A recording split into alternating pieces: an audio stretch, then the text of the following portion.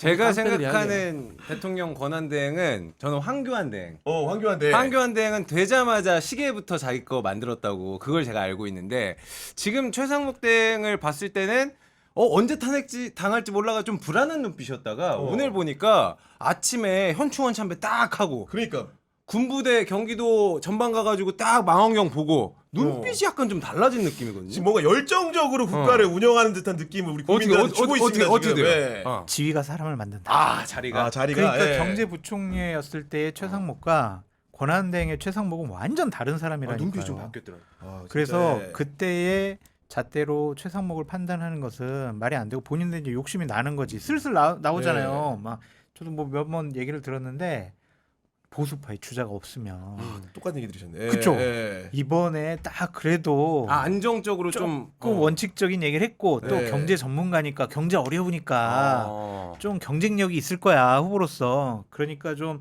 안정적인 권한대행으로서 안정적인 네. 모습을 보이면은 기회가 올 수도 있어. 음. 이런 얘기를 주위에서 막 하겠죠. 그러니까요. 듣기도 하고. 네. 그럼 본인 욕심이 생길 수밖에 없죠. 다 보니까 뭐 홍준표, 뭐 오세훈, 뭐 유승민 아저씨는 저쪽에 있고 안철수는 뭐 이미 뭐 맛이 간 것 같고 누구야? 한동훈 벌써 네. 잊어버렸거든. 그러니까 이렇게 되는 거지. 한덕수 얘기할 뻔했어요. 지금. 보니까 한동훈, 금방 잊혀진다니까. 예, 한동훈도 나밖에 없는 거 아니야? 네. 난가? 이제 이렇게 되는 거예요. 이제 어. 그런 이제 난가병에 이제 걸리기 시작을 하는 거다라고 네. 볼 수밖에 없고 정진석 이하 그 수석 비서관들 비판 좀 해야 될 것 같아요. 아, 그래요? 맞아요. 예. 국민의 공복이잖아요. 근데 지금 원장님 말씀하셨듯이 윤석열 대통령이 공범이 되고 있는 것은 이런 사람들 세금으로 월급 줘서는 안 돼요. 지금 단 하루라도 그 대통령실 안에 이런 사람들 있으면 저는 안 된다.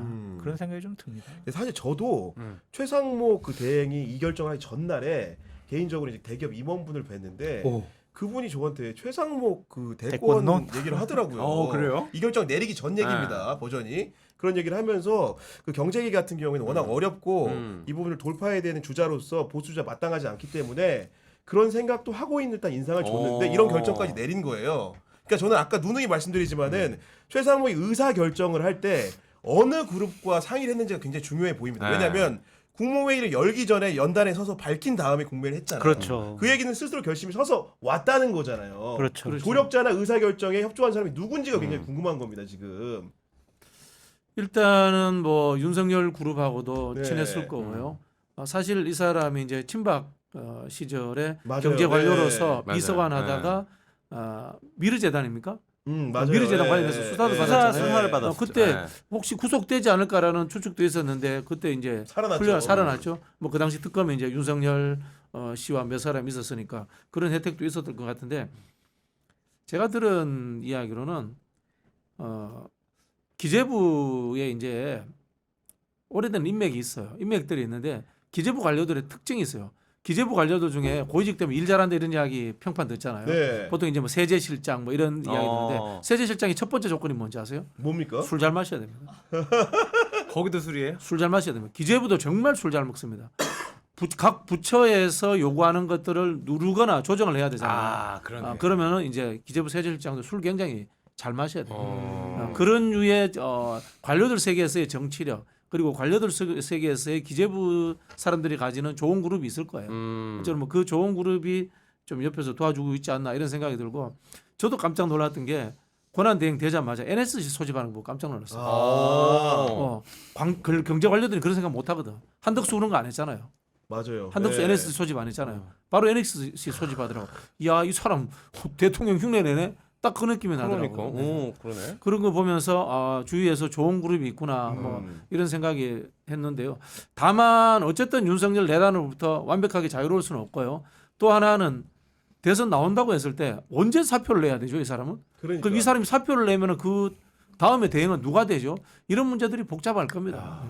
대선 나오기는 쉽지 않아 보이고 그러한 얘기를 듣고 본인도 그러한 꿈을 가질 수는 있다. 이번에 아니더라도 뭐 다음번에 또 나올 수가 있는 거니까. 뭐 이번에 만약 여름 전에 대선이 이루어져서 치러진다. 정권이 뭐 넘어가게 되면은 또 내후년에 보면 재보궐선거 지역도 나오게 되면 그쪽에 나가서 수도 또 있겠죠. 그렇게까지 국회의원 길게. 배지 달고 의정활동하면서 그 다음번 대선을 노릴 수 서울시장 있고. 나온다 이런 소리 할 수는 있겠네요. 근데 지금 그 여당의 주류인 사람들이 네. 어쨌든 최상목 대행에 대해서 삐딱하게 보는 건 그렇죠. 맞죠. 네. 아니 어쩌겠죠, 권성동 원내대표 속으로. 뭐라고 얘기했냐면은 야당의 탄핵 협박에 굴복해 헌법상 적법 절차 원칙을 희생시켰다 이런 표현까지 썼거든요. 근데 이게 왜 헌법상 적법 절차 원칙을 희생시킨 거죠? 그냥 아니 좀 아무 얘기나 하시더라고요 보니까. 아니 저 네. 얘기 좀 해줘봐요. 난 도저히 이해가 안 돼. 아니, 자꾸. 아니 장 소장님도 이해가 안 되면 진짜 국민들은 무슨 말 하는 거야 이렇게 아니 생각할 거 솔직히 아니에요. 제가 뭐 법률 전문가가 아니라서 헌법적이나 법률적인 사항들이 딱 나오면 한 번 읽어보면 이해가 안 가는 부분도 네. 두세 번 읽어보고 이제 법전 찾아보고 하면 이해가 되는데 맞아요. 네. 권영세, 권성동, 윤곽근이 하는 얘기는 석동현 플러스 4명 하는 아니, 얘기는 다 법조인이야. 다 법조인 출신이야. 뭔 네. 말인지 모르겠어. 뭔 말인지를. 진짜 아니, 그러니까 정말 아무리 이렇게 얘기를 하면서 네. 결국은 최상목이 우리랑 상의 안 하고 단독으로. 독단적으로 결정했다 네. 이 얘기를 하는 거 아니겠습니까? 헌법에 적법 절차가 여당과 상의하지 않았다 이런 주장이겠죠 뭐. 헌법에 예. 그런 조항이 있어요? 없죠. 없잖아요. 뭐 국무회의를 네. 통하지 않았다. 뭐 아니면 이런 이럴 건가? 수 있지. 어. 3명 다 해야지 왜 한 명은 안 했어? 오히려. 그거 가지고 뭐 고민하는 거 아닌가? 아니 뭐 그런 상황이긴 한데 많이 심해요. 여하간 여당이 딴지 걸면 아까 말한 대로 뭐 대통령은커녕 국회의원도 힘든 거 아닙니까? 이렇게 그 주류 그렇지 집단이 않죠. 생각하면 아닙니까? 지지율이 예. 깡패죠. 그럼요. 선거를 앞두고 지지율이 맞아요. 어떻게 나오느냐에 따라서 네. 확연히 달라질 수 있죠. 한동훈 대표 될 때 뭐 세력이 있어서 됐습니까? 그렇죠. 지지율로 윤석열 된 거죠. 대통령이 그렇게 막았는데도 됐잖아요. 그건 지지율이 깡패인 거죠. 만약에 최성목 권한대행이 네. 이제 정치적인 현안 문제는 일단 급한 불은 껐잖아요. 네. 특검법도 이제 거부권 행사하고 헌법재판관 임명하고 중요한 거는 지금 경제거든요. 본인 전문 분야잖아요. 그렇죠. 환율이라든지 아 고환율 너무 지금 심해요. 주식. 예. 이런 것들을 좀 안정시키면은 능력 있네라는 평가를 받을 수도 있지 않을까. 그럼 꿈이 더 커질 수가 있지. 오늘 저희가 환율 얘기하는데 지금 환율도 높은데 우리 이면님께서 미국에서 야 40불 슈퍼챗을 이거 뭔가 좀 사력 있게 어, 보낸 네. 것 같은데 지금 이 달러로 받아야지. 40만 팀 재정에도 축하합니다. 도움이 되기 때문에. 예. 감사합니다. 고환율이랑 너무 감사드립니다. 이런 환율이 좀 잡혔으면 좋겠습니다. 바꾸지 말고 그대로 달러를 갖고 예, 있어요. 일단 가지고 있어요. 예, 가지고 있어요. 제가 기재부 예. 이야기 좀 네. 드릴게요. 저도 이제 정부 부처 다부처에 근무를 해봤는데 다부처위원회에 근무를 해봤는데 기재부 관료들은 저 같은 이제 이 뭐라고 하죠? 어공 입장에서는 네. 의미 있는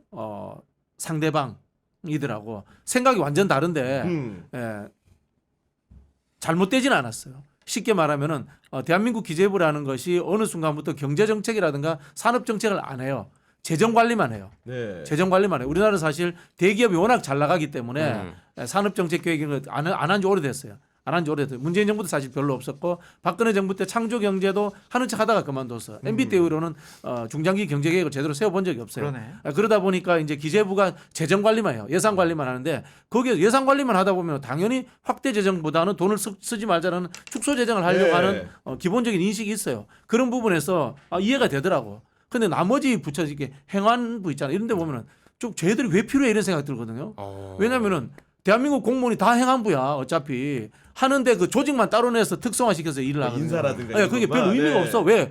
기재부 관료도 행안부 일할 수 있고 산업부 관료도 행안부 일할 수 있어요. 그런 부분에서 기재부 관료들이 갖고 있는 하나의 분명히 소신은 존재한다는 걸 인정을 네. 해줘야 되고 이게 제가 보기에는 한국 사회의 보수라는 쪽하고 맞는 것 같아요. 네. 차라리 웃기지도 않는 짬뽕 건판사들 좀 집에 보내고 이 틈에 기재부 관료들 데려다가 보수 정치인 좀 시키는 게 어떨까 이런 좀 조언 좀 그러니까 지금 해드리고 싶어요. 생각해보면 우리 역대 대통령 중에 검사 출신도 배출을 한 거고 모피아가 그렇게 대한민국에 세다는데 모피아 출신 대선 후보라든가 대통령은 말할 것도 없고요. 그런 게 없었단 말이에요. 근데 민주당 같은 경우에도 보면은 김동연 지사가 여하간 지지율은 낮지만 후보로 따리를 틀고 있단 그렇죠, 말입니다. 그렇죠. 지금 지금도 잠룡. 이런 시대적 요구가 있을 수도 있지 않겠습니까? 네. 근데 경제 관련은 저는 대통령 되기는 쉽지 않아 보인다. 계산적이거든요. 왜냐하면 이 정치인들은 이것저것 가리지 않고 정치적인 결단 할 때가 필요하거든. 네. 근데 너무 꼼꼼해. 이것도 계산해야 되고 저것도 계산해. 그러니까 최상목 2명 나오자 이런 말이 나오잖아. 그렇죠. 이거 어떡하지? 뭐 고민을 하다가 수학적으로 계산하는 거죠. 예. 여야 한 명씩만 하자. 그리고 여당이 막 뭐라고 할 것 같으니까 특검법은 다 거부해버리고 이렇게 막 계산하는 거예요. 아, 그러네. 계산이네. 그게. 근데 이제 정치적으로 결단하려면 네. 이거는 법과 원칙에 따라서 국민의 민심에 따라서 네. 결정하겠습니다. 헌법재판관 3명 다 임명하고 그 특검법 거부권 행사하면 안 되는 거죠. 음. 근데 이렇게 계산한 거 보면 조금 좀 쫌스럽다. 아. 그래서 민심을 받기에는 또 걷어들이기에는 뭐 쉽지가 않아 보인다. 계산하는 정치는 큰 정치인이 못 되더라고요. 아, 크게 봤을 때. 네. 그게 아까 제가 설명한 것처럼 돈만 갖고 예산을 어떻게 풀었다 말느냐 이것만 자꾸 생각해서 그래요. 실제로는 글로벌한 이 경제 계획을 잘 안 짜요. 우리나라 기재부가 안 짠 지 오래됐어요. 경제 기획을 안 한단 말이야. 과거처럼 네. 개발 독재 시절처럼. 그런데 사실 이게 필요해요. 필요하다는 말씀도 드리고 싶고 일본 같은 경우에는 이제 경제산업부로 돼 있거든요. 산업을 경제하고 붙여가지고 실제로 중장기 경제 계획을 짭니다. 일본이 잃어버린 20년을 극복하는데 큰 도움도 됐고. 그래서 저는 뭐 앞으로 저기 경제 관련들도 정치를 좀 하시고 그다음에 여야를 막론하고 거시 경제 정책에 대한 이해도가 있는 사람들이 거시 경제 정책. 그 대권 주자가 되는 게 좋지 않겠나 그런 생각이 듭니다. 그래서 이제 유승민 의원 같은 경제학자 출신. 맞아요. 그렇죠. 네. 예. 그러니까 이분도 좀 통 크게 정치를 하면은 이미 정말 대통령 되고도 남았을 것 같은데 너무 조금 이렇게 계산도 많이 하시고. 윤통은 아리백도 몰랐었는데. 그래서 자 수잖아. 수리나 좀 먹고 가. 아리백이 중요한 게 아니고요. 근데 예. 우리 봐봐요. 흐름 봐봐요. 우리가 엘리트가 어느 시대마다 엘리트가 있었단 말이에요. 처음에 엘리트는 해방 이후 엘리트는 군에서 나올 수밖에 없었어요. 그리고 태생적으로 네, 예. 거기서 해외 유학도 갔다 오고 하니까 박정희, 전두환, 뭐 노태우 이런 사람들이 했던 거고 그 다음에는 이제 정치권에서 나오기도 하고 그다음에 법조인 출신이 나오는 거고 지금은 또 의대가 많이 맞아요. 예. 박근을 받잖아요. 그래서 언젠가는 의사 출신 중에 안철수 얘기하는 건 아니고요.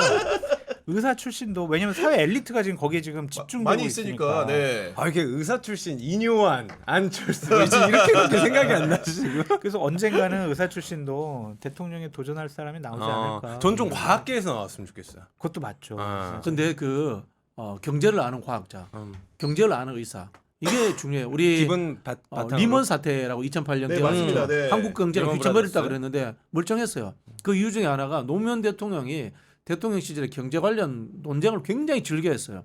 산업자본주의를 그대로 남겨둘 것인가 아니면 우리도 아이리시 모델로 금융자본주의로 완벽하게 갈 것인가 이런 걸 하다가 결국은 이거 아니야. 우리 독일 모델이야. 우리는 산업자본주의 그대로 남겨둬야 네. 돼. 그게 굉장히 중요했단 말이에요. 그렇죠. 그러면서 리먼 사태 일어났을 때 우리 제조업이 있었기 때문에 영향을 전혀 덜 받은 거죠. 영향을 덜 받았단 네. 말이에요. 대통령이 될 사람들은 늘 그런 쪽에 뭐 맞아요. 법조인도 경제에 관심 있어야 되고 정치는 뭐 말할 필요도 없고요. 지자체장도 말할 필요도 없고 뭐 이재명 대표 같은 사람은 또 도지사 정도 해보면 또 달라요. 그게 또 하나의 경제 단위란 말이에요. 네. 그런 게 있단 말이에요. 김동연 지사도 마찬가지고 결국은 모든 것은 먹고 사는 문제는 경제잖아요.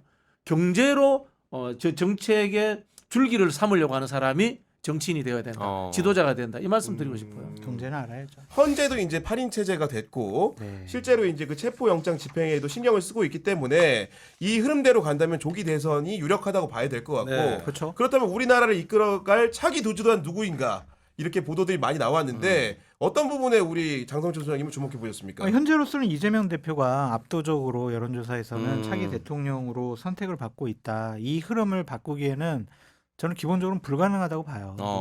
그러니까 이재명 대표에 대한 갑자기 줄 서는데? 티가 났어요? 티 났어? 그러니까 그 순간 제가 동접자 10,000명이 넘었습니다. 감사합니다. 네. 예. 그 이재명 대표에 대한 사법 리스크도 있고 재판 리스크도 있고 도덕적인 법률적인 여러 가지 문제가 있다라고 공격을 받지만 그거를 넘어선 괴이한 행동을 국민의힘 정권이 윤석열 대통령이 했기 때문에 야 이재명 대표가 대통령이면 나라 망할 것 같아. 그러면은 뭔 말이 나냐면 에이 그렇다고 뭐 총 쏘겠어? 그렇다고 나오는 말들이 그렇다고 예. 뭐 도끼로 찍겠어? 야구방망이로 두드려 패려고 그러겠어? 이러면 할 말이 없는 거야, 할 말이.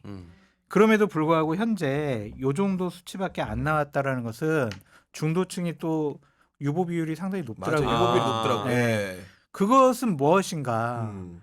그래도 아직도 많은 국민들이 이재명 대표에 대해서 여러 가지 의혹과 의심과 못 믿는 것, 불편한 감정들이 있는 거잖아요. 그럼 이재명 대표는 이거 세부적으로 분석을 하셔가지고 네. 어떻게 하면 이걸 극복을 할까 이렇게 봐야 될 거고 저는 양자대결 여론조사가 동아일보인가 하나밖에 좀 안 나온 것 같더라고요. 맞아요. 네. 보니까 거기서도 이제 50%는 못 넘으셨더라고요. 맞아. 예. 이재명 대표가. 그러니까 그러한 것들을 잘 좀 보강을 해야지 앞으로 솔직히 이제 2심은 나올 거 아니에요. 맞아요. 네. 2심은 2월달이나 3월달에 한번 나올 거란 말이야. 거기서 만약 유죄를 받게 된다면 상당히 좀 이 대권과도에 영향을 줄 수 있다. 악영향을 끼칠 네. 수가 있으니까 그런 걸 감안해서 어떠한 행보와 메시지를 내는 것이 좋은 것인가를 이번 여론조사를 통해서 보강하셔야 될 것 같아요. 제가 비공식 그 경향 TV 여론조사를 네. 잠깐 내가 다녀왔는데, 이렇게 예. 얘기를 해도 저를 욕하는 분들이 있나요? 욕 안 하고 있어요. 왜 그러세요? 지금 보니까 비공식을 좀 다녀왔는데 네. 지금은 이 지지율에 대한 결집의 시기가 아니라 그러면, 빨리 윤석열부터 어떻게 해야 맞아요. 된다라는 게 굉장히 많더라고요. 그렇죠. 예. 네. 그래서 지금 이 수치가 그렇게 의미가 있을까라는 생각이 한 들긴 사람만 하는데. 의미가 있는 것 같아요. 누구? 홍준표. 홍준표 씨. 왜냐하면 혼자 선거운동 네. 하고 있으니까. 아 맞아요. 예. 혼자 선거운동 하고 정확한 있는데 표현입니다. 예. 동아일보 보면 2등 나왔거든요. 8.9%로. 네. 8.9%. 많이 나왔어요. 네. 많이 나왔습니다. 홍준표 제가 후보가 기억하기에 지난 대선 경선 시작하기 전에 이 정도 안 나왔어요. 근데 지금 상당히 많이 나오는 거예요. 그때에 비하면 네네. 더 많이 나오고 있다 이런 네네. 상황인 건데 그리고 우리 그 여권의 그럼 후보 경쟁을 어쨌든 해야 되니까 자, 여권. 네. 봐봅시다. 홍준표 대구시장은 저는 어느 정도 여권 지지층에서는 지지를 받을 수는 있겠지만은 네. 이분은 대권 후보로서의 경쟁력은 없다고 없다. 봐요. 네. 왜냐하면 좀 나이도 많고 이분 별명이 뭐였어요? 코바콩. 홍카콜라. 코바콩이야. 그러니까 윤석열 대통령에게 거의 만나면은 코가 여기에 닿을 정도로 90도로 인사해가지고 아, 스트레칭 잘 되고 코바콩. 박는다고 해서 코바콩. 코바콩. 네. 윤석열 정권이 정치를 잘 해가지고 정권 대통령 지지율이 높으면은 이분도 기회는 있을 수 있겠죠. 근데 그렇죠. 이제 국민들로부터 네. 버림받았거든. 어. 근데 아직도 탄핵은 잘못됐다 이러면서 비상계엄 어쩔 수 없는 부분도 있었다. 이런 분이 어떻게 다수 국민의 지지를 받겠습니까? 그렇죠. 그렇죠. 네. 탈락. 탈락. 예. 오세훈 시장은 기회는 있다. 기회는 있다. 예. 뭐 윤석열 대통령과 그렇게 가깝지도 않았고 또한 비상계엄과 탄핵에 대해서 일반 국민의 눈높이에 맞는 처신을 했어요. 예. 결정을 했기 때문에 이분이 명태균과 관련된 여러 가지 이상한 소문들을 네. 잘 극복할 수 있으면 네. 여권에서는 상당히 유력한 주자가 될 가능성이 그걸 높다. 해낸다면 있다. 네. 한동훈도 기회는 없다. 없다. 기회 없다. 하나다. 검사 출신 또 안 뽑는다. 아. 너무 돼가지고 안 뽑아 이제. 음. 그리고 유승민 전 의원이 가장 네. 저는 경쟁력이 있을 거라는 생각이 좀 들어요. 네. 그러니까 유승민이 오늘 양자 대결에는 맞아. 봤어요. 이재명, 예. 뭐 홍준표, 한동훈, 오세훈 넣었는데 유승민은 없더라고요. 어. 만약에 이제 유승민을 좀 넣으면은 아마 중도층을 좀 더 견인하고 다른 보수파 쪽 후보들보다 더 높은 지지율을 기록하지 네. 않을까. 그래서 설날엔 아마 유승민 넣어가지고 하는 양자 대결 여론조사가 많이 좀 네. 나올 것 같다고 하더라고요. 거기서 좀 치고 가고 그것을 본 국민의힘 의원들 중에 몇 명이 지지 선언을 해주고 그래 배신자가 문제냐 일단은 우리가 대선 이기고 보자 그러면은 우리 유승민이라도 데리고 와야 된다 그렇게 집단화가 되면은 유승민 후보가 상당히 폭발력 있다. 네. 이재명 대표도 상당히 긴장을 하셔야 된다. 그런 생각이 들어요. 우리 박신영 원장님께는 지금 그 야권 후보는 사실 이재명 독주가 사실은 명백한데 그렇죠. 명백해 보이는데 네. 그래도 눈에 띄는 분들 찾아보자면 우원식 국회의장 은근히 많이 나왔습니다. 동아일보 신년 여론조사에서는 4.8% 나왔거든요. 우원식 그리고 김동연 경기도지사 4.3% 나왔고 4.3%. 그리고 이제 그 뭐 경향신문 여론조사에서도 어쨌든 간에 우원식 김동연 두 분이 이제 2% 정도 나왔는데 우원식 의장 얘기하는 사람들 최근에 좀 있긴 있어요, 실제로. 전부 좀 말씀드리기가 좀 난처한데 네. 그 정세균 후보가 네. 국회의장 한 다음에 총리하고 대선 주자까지 나왔거든요. 음. 전 그 당시에도 적절치 않다고 봤습니다. 네. 국회의장이 저는 대통령보다 낮은 자리라고 생각하지 않습니다. 범주가 다른 것이고 맞네요.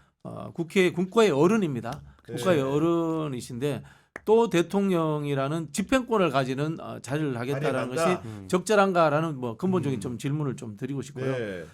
야권에서는 이재명 대표가 압도적으로 나옵니다만은 그럼에도 불구하고 저는 김동연 지사도 선전하고 뭐 조국 장관은 그렇게 됐습니다만은 조국 혁신당에서도 대선 후보 내야 된다고 봐요. 뭐 신장식이라도 나와라. 네. 이 말씀 드리고 싶고 군소 정당들 많이 있습니다. 무슨 사회민주당도 있고. 네. 그래서 저는 광범위한 탄핵 연대가 될 수 있는 그런 하나의 그 야권 전체 판이 만들어지는 것이 경쟁적인 네. 저는 이재명 대표가 양자 구도를 만들더라도 좀 더 세력을 모으고 집권하더라도 좀 더 폭넓은 세력이 집권하는 그런 방향으로 가는 게 아닌가라는 생각이 들고요. 저는 유승민 의원에 대해서도 좀 다르게 말씀드리고 싶은데 그 당에서 후보 못 돼요. 쉽지 않다. 그러니 네. 저는 이번 대선은 탄핵 찬성 반대의 문제로 유승민 의원도 차라리 중도 보수의 입장으로서 범야권에 한번 포함되어 보는 것도 괜찮지 않나 이런 말씀 드리고 싶어요. 왜냐면요 보수 정당에서는 가장 오른쪽에 있는 사람, 진보 정당에서는 가장 왼쪽에 있는 사람이 후보가 돼요. 유승민 의원 돌파 못해요 현실적으로. 그러려니 차라리 탄핵 찬성파로 한번 옮겨 타시는 것은 어떨까 이런 생각이 들어요. 그렇다고 해서 저는 정당을 옮기라는 것이 아니라요. 광범위한 연정 이런 것들도 한번 상상력을 발휘해봤으면 지금 좋겠어요. 가장 공세적으로 활동하는 사람 중에 하나는 이준석 의원이거든요. 그렇죠, 개혁신당에. 이준석 의원 같은 경우에는 오늘 보니까 보수 진영 대권 후보 중 한 명과 연대한다면 국민의힘 안철수 의원과 손을 잡겠다고 아니, 했습니다. 앙수 아닙니까? 예. 이렇게 얘기하면서 결국은 그 근거가 뭐냐 물었더니 홍준표도 법조인 출신이고 오세훈도 법조인 출신이라 이겁니다. 그러니까 지금까지 정치하면서 선악을 가르는 법조인 정치를 하지 않았다. 뭐가 좀 약한 상대를 고른 느낌이 없지 않습니다만은 여하간 이런 얘기를 합니다 지금. 예. 이거는요 스님이 네. 목탁을 치면서 교회 가서 찬송가 부르는 거랑 비슷한 얘기 같아요. 말도 안 된다. 이상해. 지금까지의 이준석 대표와의 네. 노원에서의. 스탠스나 메시지랑은 좀 다르잖아요. 그래서 제가 오늘이나 내일 중에 이준석 대표한테 연락을 해가지고 경찰이라고? 도대체 아니 정찰회가 아니라 무슨 의미로 이런 얘기를 했냐라고 네. 좀 물어보고 싶습니다. 어.